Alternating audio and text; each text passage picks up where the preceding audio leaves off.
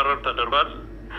ቃልን ህጉንም አላውቅም። ወላሂ ይቀል ምናልባት ሀገር አንዳንድ ሰው ደሙ መራራ ነው ይባላል። በጣም በጣም ያሳዝናል። ሳያው እንግዲህ ሰኢድ ወረባቦ ከነበረበት ሀገር ከዱባይ እንዲባረር የአምስት ቀን ገደብ ተሰጥቶታል። ሀገሩን ለቆ እንዲወጣ ማለት ነው።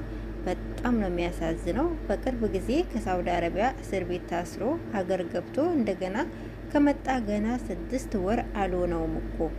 እንደገና ደግሞ አሁን በቃ ይህን ሀገር ለቆ እንዲወጣ ተወስኖበታል ማለት ነው። በጣም ነው የሚያሳዝነው።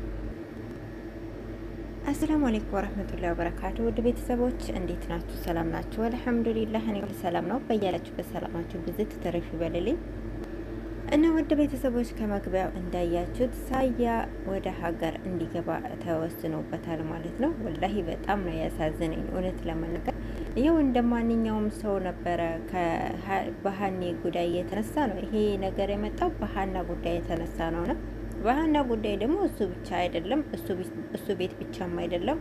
በጣም ብዙ ቤት ነው እየተቀያየሩ ድምጽ ሲጠይቁ ነበረው እና ይሄም ደግሞ መጥፎ ነገር አልሰሩም። ነገር ግን እንደሰማሁት ከሆነ በዚህ ሀገር ሕግ አንድ ሰው የአንድን ሰው ፈቶ እንትን ብሎ አስተያየት መስጠት እንደማይቻል ነው የሰማሁት ማለት ነው።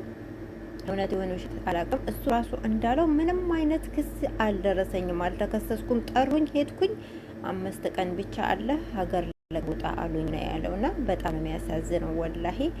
ማለት አንዳንድ ጊዜ ሰዎች በቃ አጠቃላይ በግሩፕ መሆን በሁል ተሰብስበው በሚያደርጉት ነገር አንድ ሰው ብቻ በቃ የሆነ መስዋዕት የሚከፍለው ነገር እኔ አላውቅም ለምን እንደሆነ።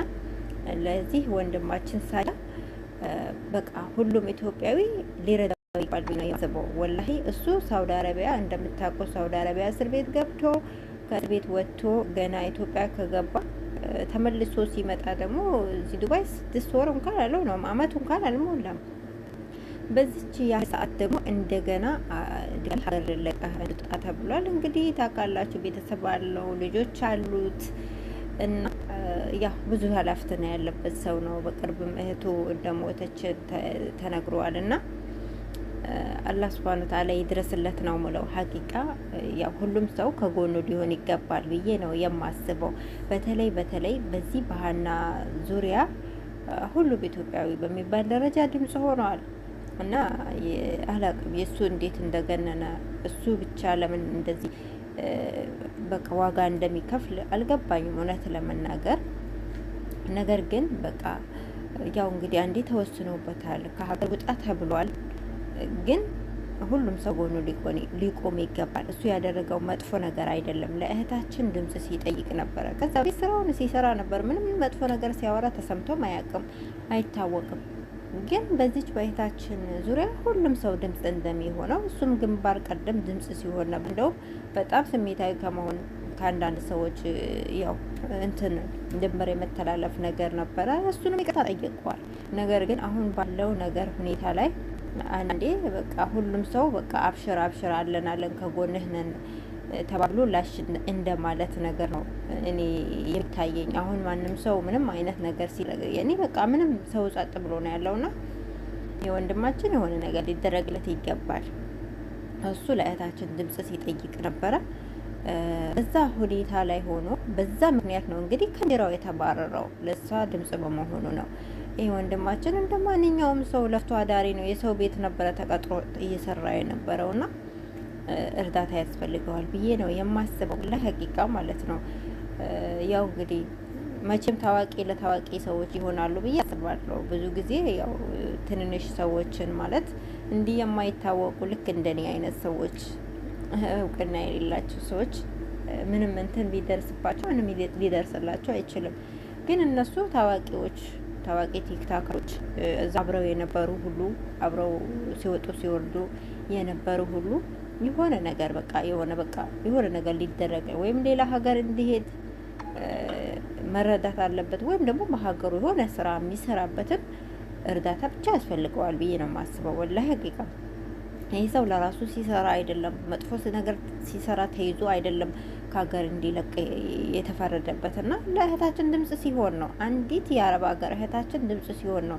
ለእኛ ድምጽ የሚሆነው ሰው ደግሞ ሚያዝ ከሆነ ሁላችንም ያንን ሰው መርዳት አለብን ብዬ አስባለሁና እርዳታችን ያስፈልገዋል ብዬ አስባለሁ። በተለይ ታላላቅ ቲክታከሮች እዛው አብረውት የነበሩ ሰዎች ህዝቡን አሰባስበው ጥሪ አድርገው እርዳታ ሊያደርጉለት ሊያሰባስቡለት ይገባል።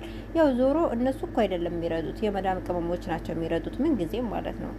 ጥሪ ያቅርቡልን፣ ያዘጋጁልን፣ ያመቻቹልን፣ እንረዳዋለን። ምክንያቱም ለእኛ ለአረብ ሀገር እህቶች ድምጽ ሲሆን ነው የተያዘውና ለእኛ ብሎ የተያዘውን ሰው ደግሞ ልንረዳው ይገባል። ሀቂቃ ትላንት ነው የመጣው፣ ብዙ ኃላፊነት ያለበት ሰው ነው እና ተመልሶ ሀገር ገባ እና ይህ ሰው እርዳታ ያስፈልገዋል።